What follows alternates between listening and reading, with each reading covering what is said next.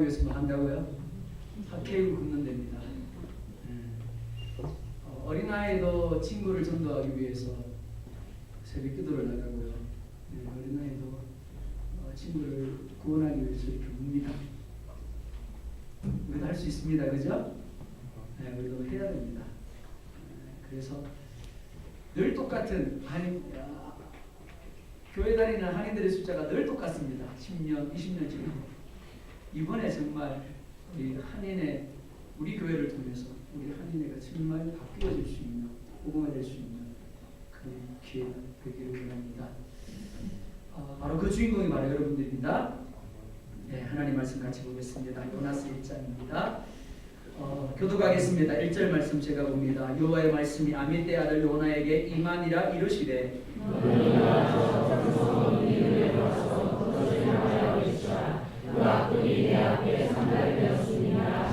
그러나 요나가 여호와의 얼굴을 피하려고 일어나 다시스로 도망하려 하여 요파로 내려갔더니 마침 다시스로 가는 배를 만난지라 여호와의 얼굴을 피하여 그들과 함께 다시스로 가려고 배삭을 주고 배에 올랐더라. 여호와께서 큰 바람을 바다에 내리시매 바다가 위에 큰 폭풍이 일어나 배가 거리에 이르니라. 사공들이 두려워하여 각각 자기의 신을 부르고 또 배를 가볍게 하려고 그 가운데 물건들을 바다에 던지니라. 그러나 요나는 배 밑층에 내려가서 누워 깊이 잠이 든지라.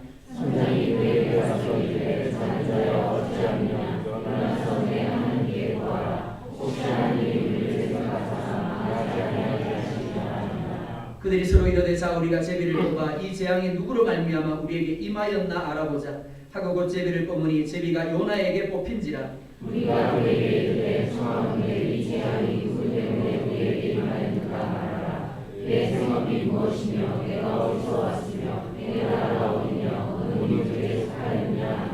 그가 대답하되 나는 히브리 사람이요 바다와 육지를 지으신 하늘의 하나님 여호와를 경외하는 자로라 하고 저희가 여호와의 얼굴을 떠나는 줄을 그들에게 말하였으므로 우리가 알고 심히 두려워하여 이르되 너가 어찌하여 그렇게 하였느냐. 바다가 점점 흉흉한지라 우리가 그에게 이르되 우리가 너를 어떻게 하여야 바다가 우리를 위하여 잔잔하겠느냐 하니 그가 대답하되 나를 들어 바다에 던지라. 그리하면 바다가 너희를 위하여 잔잔하리라. 너희가 이 큰 폭풍을 만난 것이 나 때문인 줄을 내가 안다. 그러나 그 사람들이 힘써 노를 저어 배를 육지로 돌리고자 하다가 바다가 그들을 향하여 점점 더 흉흉함으로 능히 못한지라.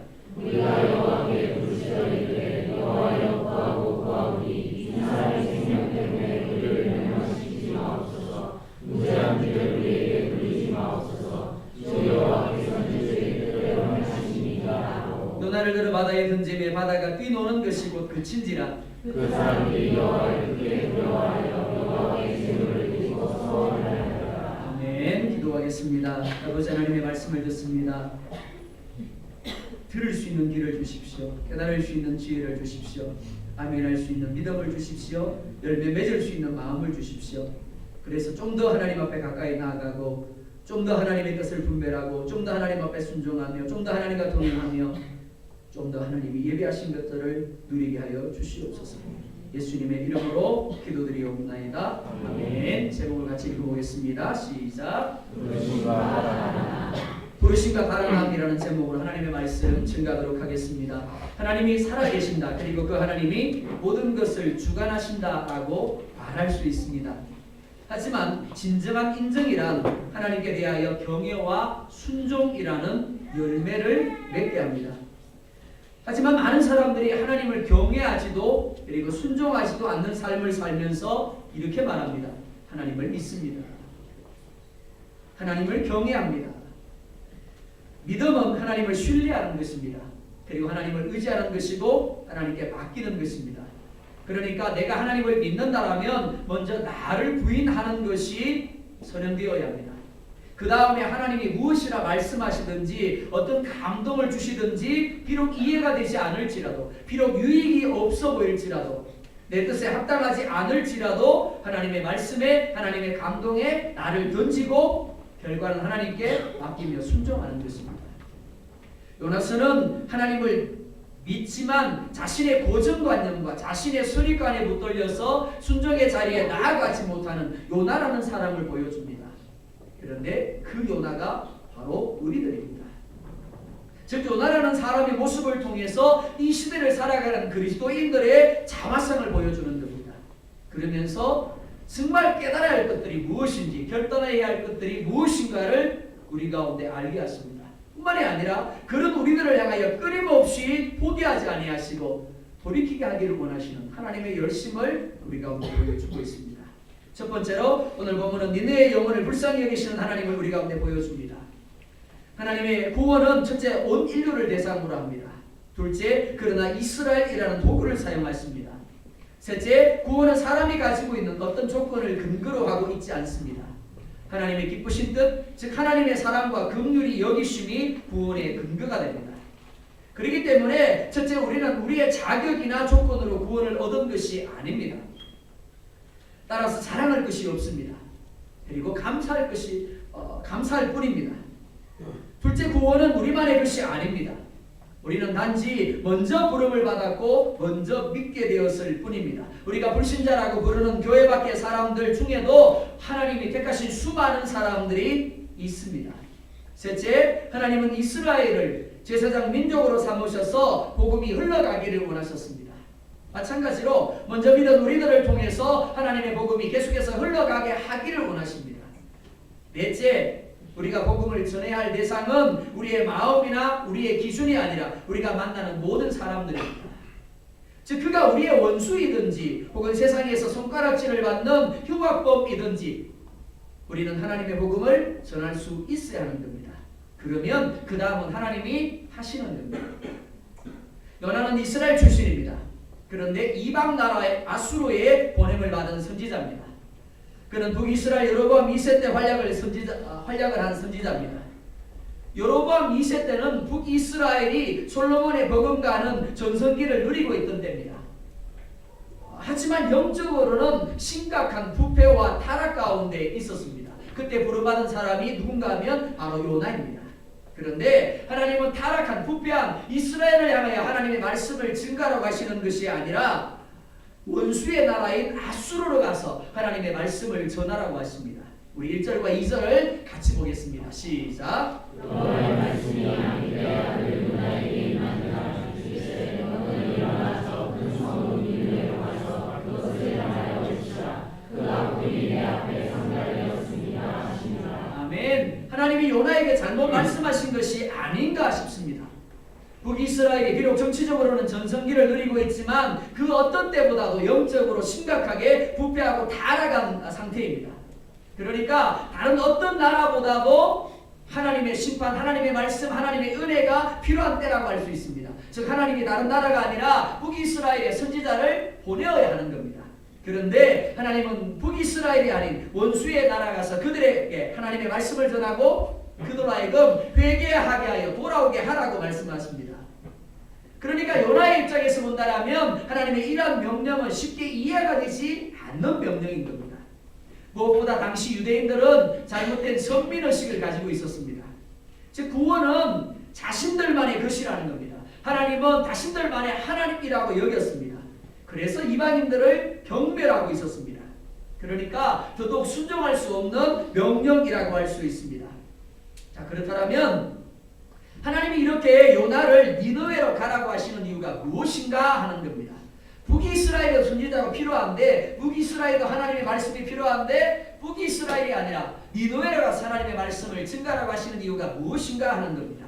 첫째, 구원이 사람이 아닌 사람이 가진 어떤 자격이나 조건이 아니라 오직 하나님의 은혜로 되는 것임을 가르쳐 주기 위한 것입니다. 북이스라엘의 아합 때 3년 6개월 동안 비가 오지 않습니다. 즉 심한 기근이 듭니다. 그때 하나님이 엘리야라는 사람을 선지자로 부르십니다. 그리고 아합의 아내인 이세벨이 엘리야를 죽이려 하자 그를 두로 땅에 있는, 즉 이방 땅에 있는 사렙다 과부에게 보냈습니다. 그러면서 이렇게 말씀을 합니다. 내가 그곳 과부에게 명하여 너를 공개하게 하였다. 하지만 엘리야가 만난 사렙다 과부는 부자가 아닙니다. 엘리야를 공개할 만한 그런 배경을 가진 사람이 아니었습니다. 사렙다 과부는 조금 남은 밀가루와 기름으로 떡을 만들어서 자기 아들과 나누어 먹고 죽으리라 작정을 했습니다. 그런 과부에게 하나님이 엘리야를 보내셔서 이렇게 말합니다. 떡을 만들어서 가져와서 나로 먹게 하라. 결코 순종할 수 없는 명령입니다. 그런데 하나님은 이미 과부에게 명하였다라고 말씀하신 바가 있습니다. 무슨 말인가 하면 하나님이 이미 과부의 마음을 주장하셔서 그에게 믿음을 주셨다라는 겁니다.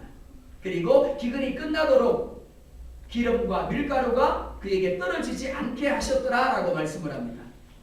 이는 엘리사 때에 나병으로부터 나음을 입은 나아만의 경우도 마찬가지입니다. 나아만은 이스라엘의 원수인 아람 나라의 군대 장관입니다. 그런데 나병이 듭니다. 이스라엘에도 나아만과 같은 나병 환자들이 많이 있었습니다. 그런데 하나님은 이스라엘의 나병 환자가 아니라 아람 나라의 나아만을 엘리사에게 보내셔서 그가 가지고 있던 나병을 치료해 주게 하십니다.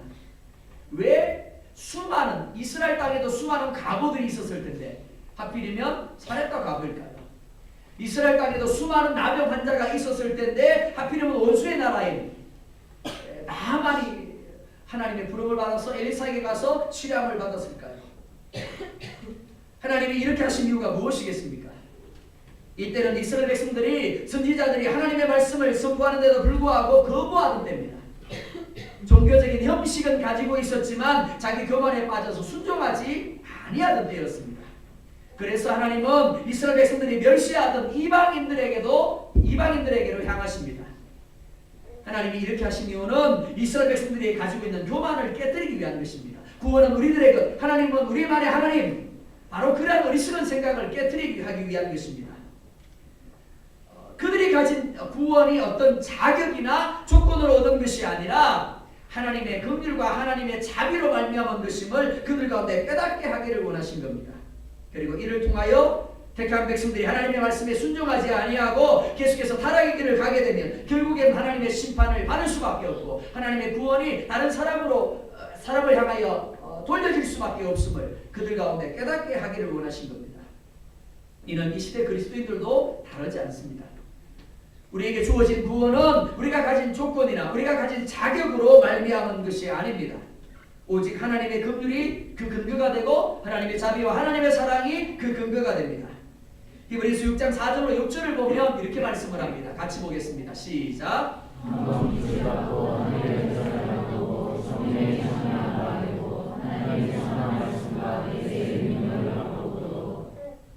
넘길게요. 타락한 자들은 다시 새롭게 하여 회개하지 할 수 없나니 이는 그들이 하나님의 아들을 다시 십자가에 못 박아 드러내놓고 욕되게 하느니라. 네, 로마서 11장 21절을 보면 하나님이 이렇게 말씀을 합니다. 하나님이 원가지들도 아끼지 아니하셨은즉 너도 아끼지 아니하시리라. 여기서 말하는 원가지는 이스라엘 백성들입니다. 한번 빛을 보고 하늘의 은사를 맛보고 성령에 참여한 자들 누굴까요? 바로 우리들입니다. 자기 자신을 그리스도인이라고 여기는 이들, 예배에 매번 참여하는 이들, 바로 우리들을 가리킵니다. 우리가 교만하지 말아야 할 이유가 무엇인가를 히브리서와 로마서는 우리 가운데 말씀해 주고 있습니다. 겸손하게 하나님 허락하신 구원을 감사하고 말씀을 순종해야 할 이유가 무엇인가를 우리 가운데 이야기해 줍니다. 그게 뭐라고요? 원가지도 아끼지 아니하신즉 너도 아끼지 아니하시리라. 한번 은혜를 맛보고 성령에 참여한 바가 되고 타락한 자들은 다시 새롭게 할 수 없나니 라고 말씀을 합니다. 만약 우리가 교만히 행하게 되면, 그래서 말씀에 불순종하는 삶을 살게 되면 뭐라고요? 그게 하나님의 아들 예수 그리스도를 다시 십자가에 못 박아 드러내놓고 욕되게 하는 것이 된다라고 말하고 있는 겁니다. 예배하면서도 기도하면서도 하나님을 믿고 하나님을 경외한다라고 하면서도 여전히 순종의 길이 아니라 불순종의 길을 가는 것은 대놓고 하나님을 향하여 예수 그리스도를 저주하는 것과 같다라고 말씀하고 있는 겁니다. 둘째, 택한 백성들이 말씀 듣기를 거부하고 선지자도 불순종하는 과정이 이방인들에게 하나의 표적이 되게 하기 위한 것입니다. 즉 선지자의 불순종과 불순종으로 바다에 던져져 한번 죽었던 경험을 통해서 느느웨 성의 이방인들이 하나님께로 돌아오는 표적이 되게 하신 겁니다. 요나서 3장을 보면 요나가 어쩔 수 없이 느느웨 성에 가서 말씀을 전합니다. 느느웨 성에는 무려 12만 명의 사람들이 살고 있었습니다. 사흘 동안 걸어가야 할 만큼 큰 성이었다라고 말합니다. 그런데 요나가 하룻길을 걸어갔을 뿐입니다. 하룻길을 걸어가면서 말씀을 전했을 뿐입니다. 그런데 왕으로부터 온 백성에 이르기까지 금식을 선포하고 베옷을 입고 임수 하나님 앞에 부르짖으며 각기 악한 길과 손으로 행한 강구에서 떠나기로 결단했더라. 성경은 그렇게 말씀하고 있습니다. 이들은 수천 년 동안 하나님을 알지 못한 사람들입니다. 대를 이어서 죄에 충성한 사람들입니다. 그런데 어떻게 이들이 단 하루 만의 설교로 이렇게 회개하고 하나님을 믿는 역사를 나타낼 수 있었을까요? 두 가지로 생각할 수 있습니다. 첫째는 상황적인 것입니다. 고대 기록에 보면 그 당시에는 전염병이 빈번했고 무엇보다 일식으로 인하여 니느웨 백성들의 마음에 두려움과 불안함이 있었다라고 이야기합니다. 둘째, 요나가 물에 던져지고 큰 물고기가 삼키고 토해는 과정이 표적이 되어서 요나가 순간 하나님의 말씀을 받아들이지 않을 수 없었던 겁니다. 즉 요나의 표적을 통하여 하나님이 살아계시고 그 하나님이 요나를 그렇게 하시면서까지 보내셔서 말씀을 증거하게 하시고자 했던 사랑이 그들의 마음을 움직인 겁니다. 세 번째, 하나님이 요나를 니느웨로 보내신 것은 이후에 아수르가 북이스라엘을 정복하게 될 때를 대비하게 하신 겁니다. 아수르는 다른 나라를 정복하면 먼저 그 나라의 종교를 아예 없애버렸습니다. 뿐만이 아니라 사람들을 분산시켜서 나라 자체를 없애버리는 정책을 폈습니다. 그러니까 아수르가 북이스라엘을 정복하게 되면 그들 역시 아수르의 정책으로 인하여 하나님이 아닌 우상을 숭배할 수밖에 없는 겁니다. 그리고 뿔뿔이 흩어질 수밖에 없는 겁니다. 그래서 하나님이 미리 아수르의 왕과 백성들의 마음에 하나님에 대한 두려움을 심어줍니다. 그리고 그로 말미암아 북이스라엘이 포로가 되었을 때 그들을 선대하고 사전 작업을 하시기 위한 것인 겁니다. 이런 이유로 하나님은 요나를 통해서 니느웨 성의 사람들이 회개하며 돌이키게 하기를 원하셨습니다. 그런데 요나의 반응이 무엇입니까? 3절을 보면 이렇게 말씀을 합니다. 3절 같이 보겠습니다. 시작.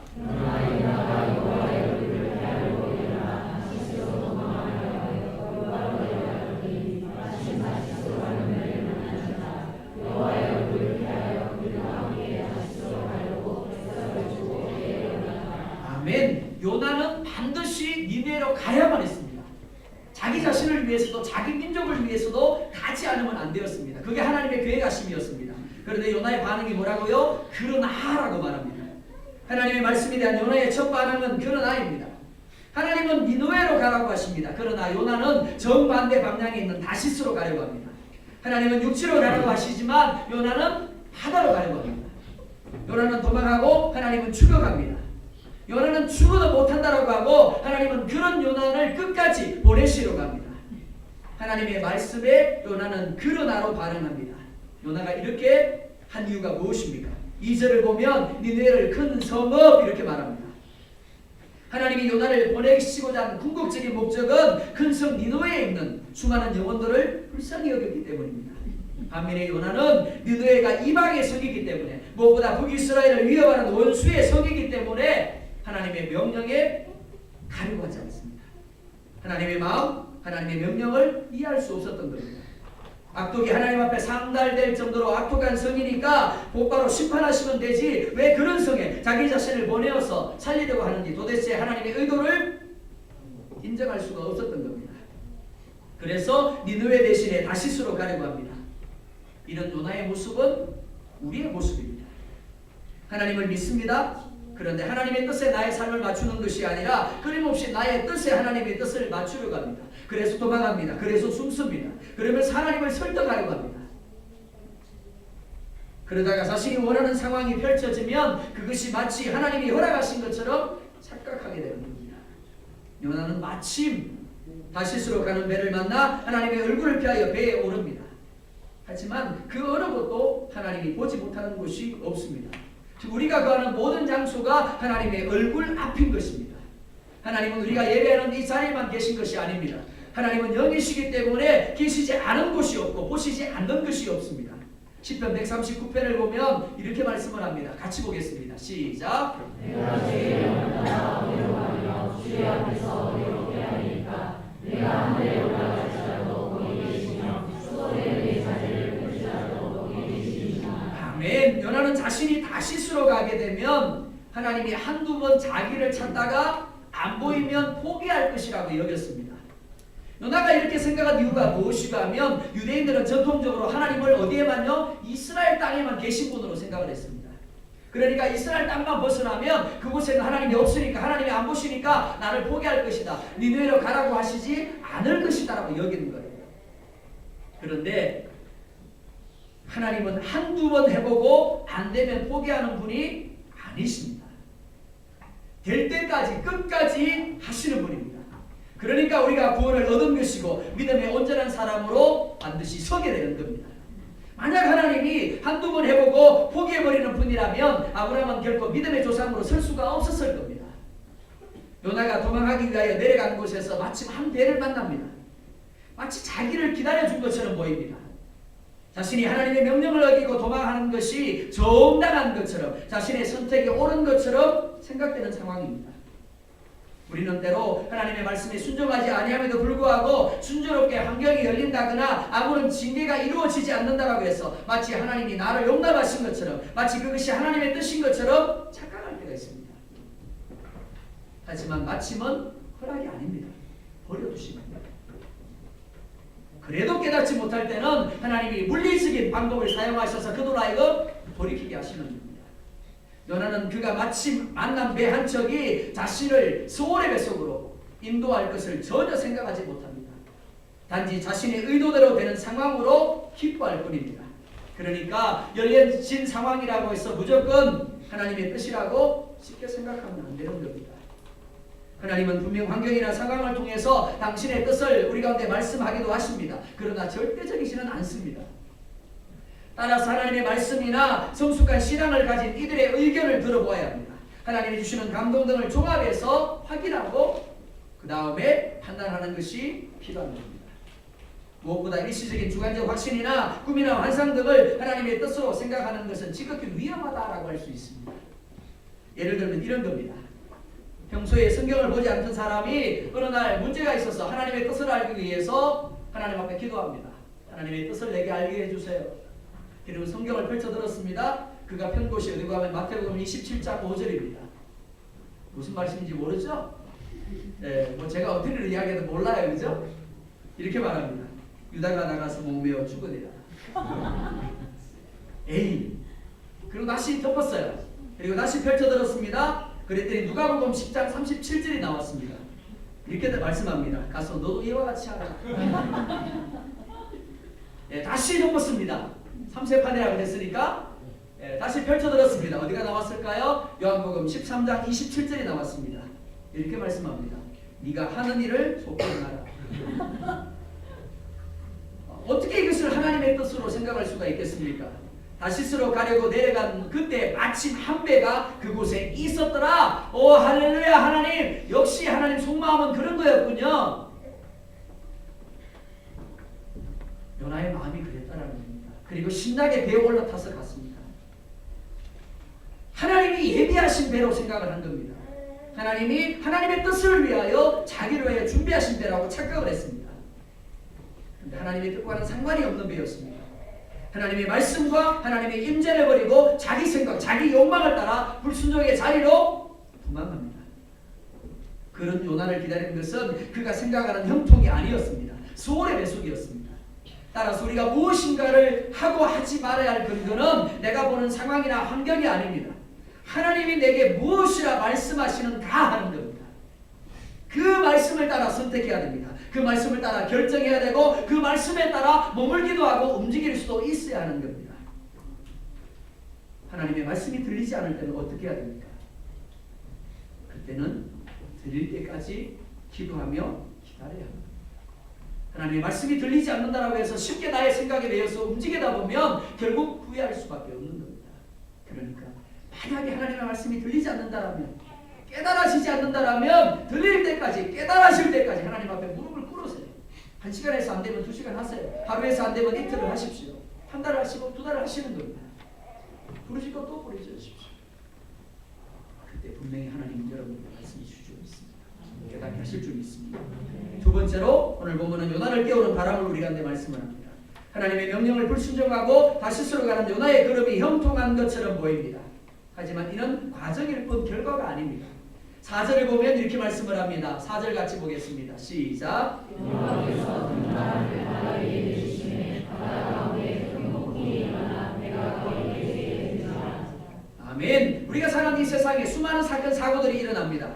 특별히 지진이, 홍수가, 기근이 일어납니다. 바다에서 바람이 불고 폭풍이 일어나는 것도 마찬가지입니다. 그러니까 그 모든 현상들에 대하여 의미를 부여하기가 쉽지 않습니다. 그런데 4절은 요나가 큰 폭풍을 만났는데 그것이 여호와께서 큰 바람을 바다 위에 내리신 때문이다 라고 말씀을 합니다. 즉 요나를 영적으로 깨우시는 하나님의 역사인 겁니다. 하나님이 요나의 걸음을 허락하지 않았습니다. 하나님은 요나를 포기하지 아니하셨습니다. 힘이 없어서 능력이 없어서 도망가는 요나를 막지 않으신 것이 아닙니다. 막을 수 있습니다. 하지만 하나님은 요나가 깨닫게 하기를 원하셨습니다. 온전히 하나님 앞에 항복하기를 원하신 겁니다. 그래서 내버려 두셨습니다. 그런데 그냥 내버려 두신 것이 아니라 요나를 깨닫게 하기 위하여 큰 폭풍을 미리 준비해 놓으셨습니다. 히브리서 12장 8절을 보면 이렇게 말씀을 합니다. 징계는 다 받는 것이거늘 너희에게 없으면 사생자요 친아들이 아니니라. 어느 부모가 자식이 잘못된 길을 가는 것을 보면서도 내버려 두겠습니까? 하나님은 사랑하는 자가 잘못된 길을 갈 때 내버려 두시는 분이 아닙니다. 만약 다시스로 도망하는데도 불구하고 하나님이 가만히 두신다면 그 사람은 하나님의 백성이 아닐 가능성이 많습니다. 그러니까 삶의 폭풍이 몰아칠 때 빨리 깨닫는 것이 복입니다. 깨닫지 못하면 깨달을 때까지 계속해서 하나님의 폭풍을 맞을 수밖에 없는 겁니다. 폭풍을 맞은 요나의 반응이 무엇입니까? 선원들은 각자의 신에게 기도하고 짐을 버려서 배를 가볍게 합니다. 그런데 요나는 배 밑층에 내려가서 누워 깊이 잠이 들어 있었더라라고 말합니다. 하나님을 의도적으로 불순종하는 사람들의 공통점이 바로 이것입니다. 하나님의 음성이 분명하게 들림에도 불구하고 그것을 자신과 연결시키지 않더라라는 겁니다. 하나님의 말씀을 들을 때 주의해야 될 중요한 것이 뭐라 그랬습니까? 말씀을 들으면서 다른 사람을 떠올리지 말라 그랬습니다. 참 좋은 말씀이다. 근데 하필이면 오늘 그 집사님이 안 나오셨네. 그렇게 하지 말라 그랬습니다. 내가 듣는 그 자리에 있다라는 것은 하나님이 다른 사람에게 말씀하시는 것이 아니라 나에게 말씀하시고 있는 겁니다. 그러니까 나와 연결시켜야 되는 겁니다. 하지만 하나님을 의도적으로 불순종하는 사람들, 영적으로 침체 가운데 있는 사람들은 의도적으로 그 말씀을 자기 자신이 아닌 다른 사람에게만 적용하는 겁니다. 6절을 보면 이렇게 말씀을 합니다. 6절 보겠습니다. 시작. 선장이 그에게 가서 이르되 자는 자야 어찌하느냐 일어나서 내 하나님께 구하라 혹시 하나님이 그를 생각하사 망하지 아니하게 하시리라 하니라. 아멘. 다윗이 우리아의 아내 바세바를 취합니다. 그리고 우리아를 죽음에 이르게 합니다. 이후에 하나님이 나단 선지자를 보내서 다윗을 책망하게 합니다. 하나님의 보냄을 받은 나단 선지자는 곧바로 다윗의 죄를 지적하는 것이 아니라 부자라는 사람의 비유를 듭니다. 한 부자가 있었습니다. 그 부자가 양 한 마리가 가지고 있는 양 한 마리만 가지고 있는 가난한 사람의 양을 빼앗아서 자기에게 온 친구를 대접했습니다. 그랬더니 다윗이 어떻게 반응합니까? 이렇게 반응합니다. 반드시 그가 죽을 것이다. 그러면 선고합니다. 그러자 나단이 다윗에게 이렇게 이야기합니다. 당신이 바로 그 사람입니다. 다윗의 문제가 무엇입니까? 나단 선지자가 그에게 예화를 통해서 이야기할 때 그는 그것이 자기 자신임을 알지 못했습니다. 자기 자신에게 적용하지 못했습니다. 단지 다른 사람에게 적용하면서 그는 반드시 죽을 것이다 라고 했을 뿐입니다. 이것이 우리의 모습일 수 있다는 겁니다.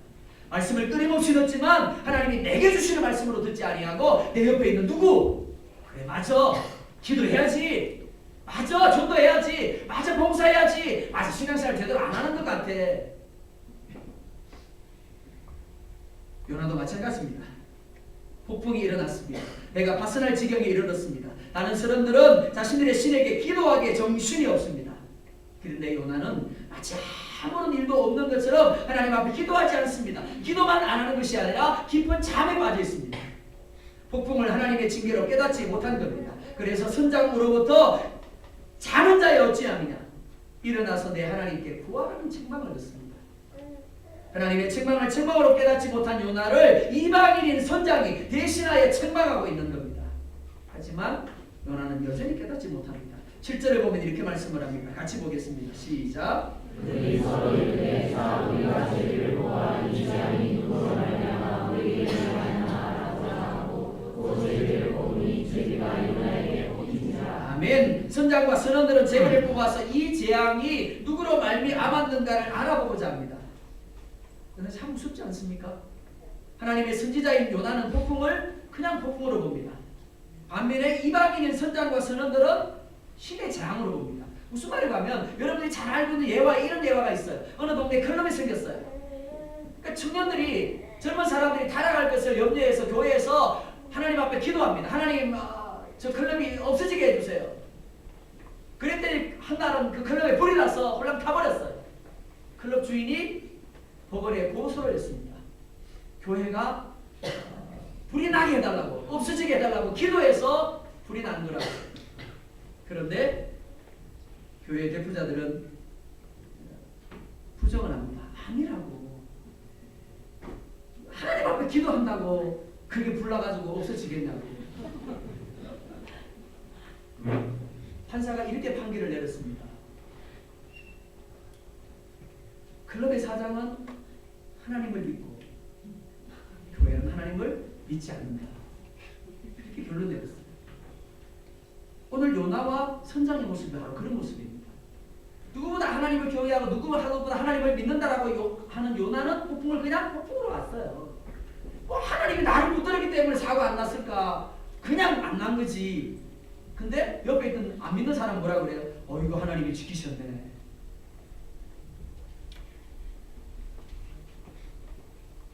이뿐만이 아닙니다. 선장과 선원들은 제비를 뽑아서 이 재앙이 누구로 말미암았는지를 알아보고자 합니다. 그런데 그 과정 중에서도 여전히 요나는 깨닫지 못합니다. 끝까지 자신의 잘못을 인정하지 않습니다. 하지만 하나님은 마침내 요나를 뽑아내셔서 더 이상 숨을 곳이 없게 하십니다. 그러자 무리들이 요나에게 묻습니다. 이 재앙이 누구 때문이냐? 너는 누구냐? 이 질문은 요나의 선지자적인 직분과 니느웨로 가야 함에도 불구하고 자기 생각대로 정반대 방향에 있는 다시스로 도망가고 있는 요나의 사명을 일깨워주는 질문입니다. 9절을 보겠습니다. 시작.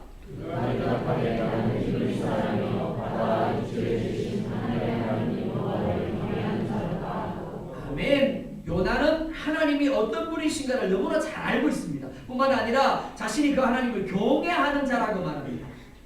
경외하다라는 말, 야레라는 원문을 씁니다. 그런데 이 말의 의미가 뭐냐면 두려워하다, 존경하다라는 의미입니다. 그러니까 반드시 하나님을 경외하는 자는 순종의 열매를 맺을 수밖에 없는 겁니다. 요나의 문제가 무엇입니까? 그는 분명히 하나님을 경외한다라고 말하고 있습니다. 그리고 하나님이 어떤 분이신가도 잘 알고 있습니다. 하지만 요나의 경외는 하나님께 대한 순종함이 없는 경외입니다. 즉 죽은 경외인 겁니다. 뿐만 아니라 그의 암 역시 순종의 열매가 없는 이론적이고 관념적인 삶에 불과한 겁니다. 그래서 하나님을 두려워하지 않습니다. 하나님을 존경하지 않습니다. 그래서 주저함 없이 정반대 길로 갈 수 있었던 겁니다. 무엇보다 하나님을 만물을 지으신 분으로 고백하면서도 그 만물을 주관하시는 분으로 인정하지 못합니다. 즉 폭풍을 하나님이 예비하셨다라고 인정하지 못하고 있는 겁니다. 그러니까 하나님의 역사도 깨달을 수가 없는 겁니다. 하나님을 믿었지만 그는 전혀 믿지 않는 사람처럼 생각하고 행동하고 있는 겁니다. 요나가 어떻게 됩니까? 바다에 던져집니다. 그리고 바다가 뛰노는 것이 곧 그치게 되었더라라고 말합니다. 이를 보고 무리들은 여호와를 크게 두려워하여 제물을 드리고 서원을 하였더라라고 말합니다. 사랑하는 성도 여러분, 우리가 사는 이 시대는 교회의 수단 시대라고 해도 과언이 아닐 정도로 교회가 욕을 넘치도록 먹고 있습니다. 왜냐하면 하나님을 경외하고 하나님을 믿는다라고 하면서도 정작 삶 가운데 하나님의 섭리를 인정하지 못하고 하나님의 말씀에 순종하지 못하면 또 하나님이 주시는 징조를 징조로 보지 못하기 때문입니다. 그래서 오히려 이방인이 교회의 정체성을 일깨워줍니다. 너희는 교회 아니냐고, 너희는 그리스도인 아니냐고, 그러면 안 되는 거 아니냐고, 왜 자고 있느냐고, 기도해야 되지 않느냐고. 오히려 이방인들이 우리를 흔들어 깨웁니다. 하나님의 백성이 영적으로 침체하면 다른 사람은 다 깨닫는데 자기만 깨닫지 못합니다. 심지어 하나님을 믿지 않는 이방인들도 깨닫는데 자기만 영적으로 잠들어 있는 겁니다. 요나는 결코 믿음이 없는 사람이 아닙니다. 요나는 과거 북이스라엘을 위하여 크게 쓰임받았던 사람입니다. 말씀의 사람이고 기도의 사람이고 예배의 사람이었습니다. 하지만 지금 그는 철저하게 자기중심적이고 육적인 사람이 되어서 하나님의 징조조차도 구별하지 못하는 자리에 이르게 되었습니다. 우리도 과거에는 요나처럼 참 좋은 믿음의 자리에 서 있었는지 모릅니다. 말씀의 사람이었고 기도의 사람이었고 예배의 사람이었습니다. 그래서 하나님과 동행하며 하나님의 역사를 누렸는지 몰라요. 그런데 문제가 뭐라고요?